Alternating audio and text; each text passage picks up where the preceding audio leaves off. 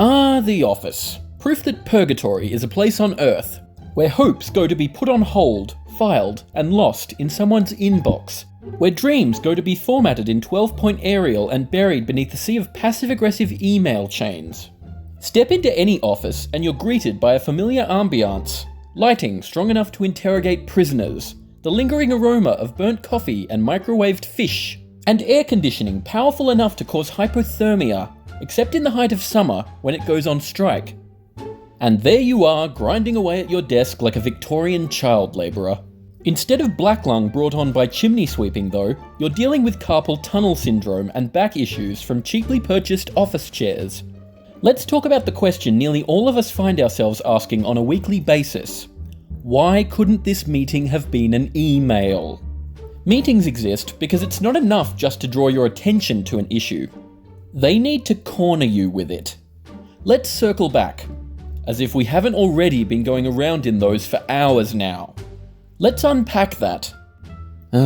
Forget I brought it up. Let's synergize deliverables to maximize workflow.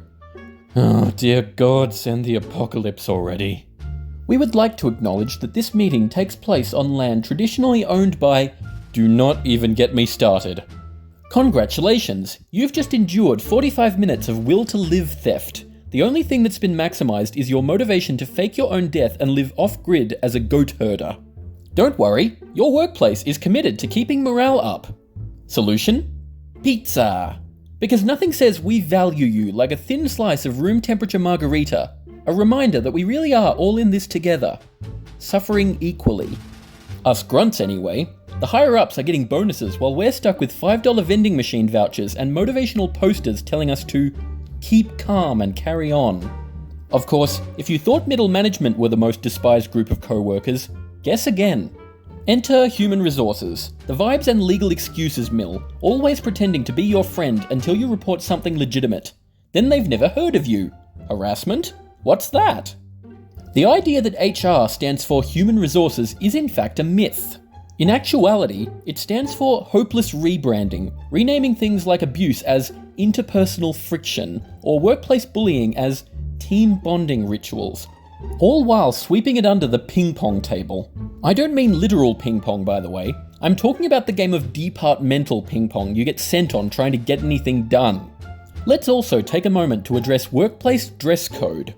Professional attire only. Translation? Looking productive is more important than being productive. Do you really think upper management care if the guys who built the office had a bit of concrete residue on their steel caps? No.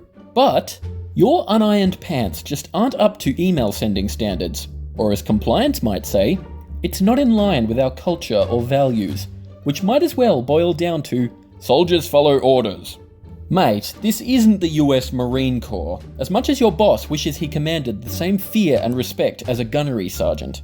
Grit and experience are not what advances the careers of management, nor is being good at one's job. This ladder is climbed by brown-nosing, idea theft, and stepping on employees. And yet, despite spending 25 grand on a new branding initiative, there's still no budget room available for new chairs that aren't a physiotherapist's nightmare. So why haven't office jobs gone the way of the dinosaur, especially since the lockdowns proved that 90% of them can be done from home? Working from home. A tiny sip of freedom that turned into a giant gulp, and has since become a wine bottle that we refuse to put down. In my case, that's true on multiple levels. Remote work was proven to boost productivity, mental health, and reduce pollution. So naturally, when given the chance, companies insisted on dragging everyone back to the office like it's 1863 and you've been caught fleeing the plantation. Why? Because middle management need to justify their existence, being paid more to do less. How can they be sure you're not watching videos like this one in your spare time without their panopticon of cubicles? As discussed, productivity is irrelevant. They need to see you pretending to work so it looks like they're doing a good job of ensuring compliance. Middle managers are like dementors in a way, soul-sucking prison guards, though good luck drawing up a happy memory to conjure a Patronus against them.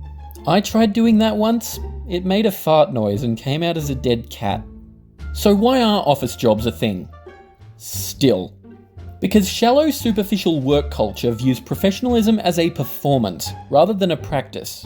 Because somewhere down the line, we decided that micromanagement, inane rituals, and rebranded serfdom were what success looked like.